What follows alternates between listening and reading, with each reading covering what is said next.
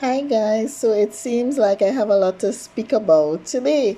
Jamaica experienced a 5.6 magnitude earthquake today and two aftershocks. And y'all, I am just going through TikTok and looking at some of these videos. And listen, Jamaicans are so dramatic. Like the way that they tell a story, you got to love it. Like to see them in action and you know on a serious note, I think as a Caribbean, we do not do enough in terms of disaster preparedness and emergency planning. And that is something that I often speak about on my platform several times throughout the year. I would have speaking engagement to discuss disaster preparedness and emergency planning. And yo, the way that they related these stories, people said some of them froze everything that they learned, of course, because you remember your body is in this flight or fight mode um, when you really experiencing this earthquake. So a lot of the Jamaicans, they were speaking in their patois, and I love to hear it. I studied in Jamaica. I did my undergrad in Jamaica, so it's so refreshing. But y'all, the stories, some people said that they felt traumatized, they were really shaken up by it, and just the way that they tell the story, you can see that um, they were shaken up. So I just want to come on here to talk a bit about, emergency and disaster management and planning. So when we have earthquakes, as I was saying on my next platform on TikTok, which is called School of Geography, which I do more content related to geography and the environment, more educational content there. I was speaking on that side of TikTok about how earthquakes are formed and natural hazards was the topic I was going through sometime last week with my class.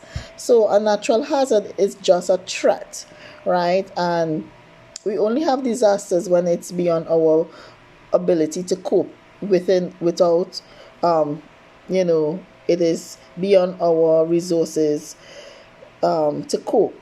So today, the 5.6 earthquake, although there was some damage, it was not considered a disaster, right? Because it was minor infrastructural damage, shaking, fallen objects, which is normal with an earthquake of that magnitude of 5.6.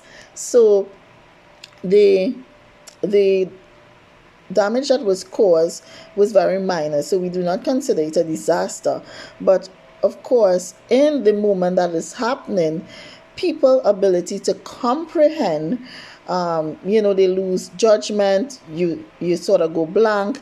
So it is very important that we are continually practicing evacuation drills, emergency planning drills. So one thing with the earthquake that I heard is that a lot of people, they were running outdoors, and usually that is not our first option when there's an earthquake taking place. During an earthquake, you are supposed to go under a steady surface or drop cover and hold on, cover your head, protect your head, the same position that they tell you to get in on the plane. So you want to protect your head. If there are fallen objects, go under something that is of a very sturdy material so that it can withstand the force of something dropping on it. Also, I saw a content creator saying that she probably need to have a bag. She was in the bathroom and she wanted to run outside naked, and she need to have a bag with essentials like for the last days, or and there's actually a name for that bag. It's called an emergency go bag. So in your home, you should have an emergency plan and an emergency go bag. So your go bag should consist of things like your change of clothing, your toiletries, water, food, you should have a first aid kit. You should know where your nearest shelter is. You should also have a communication plan within that emergency plan for your children and other people in your home to know where to locate, what to do. And you should be going through this very often, not once a year. You should actually practice with your children how to respond, so that they have an idea when it happens what exactly to do, and they do not stand up there and risk getting injured. So really, really important is communicating that disaster preparedness plan, being prepared for disaster. In our school, we do evacuation and disaster preparedness drills, right? We also have one for an intruder. So it is very important that you practice these things, and not when it happens you think about it, and then after the novelty of the earthquake has worn off, you completely forget about it. So that's just my little talk on the earthquake in Jamaica, the 5.6 earthquake. Us in Trinidad, please be prepared. Please be prepared. Get your ducks in a row. Get your emergency go back together.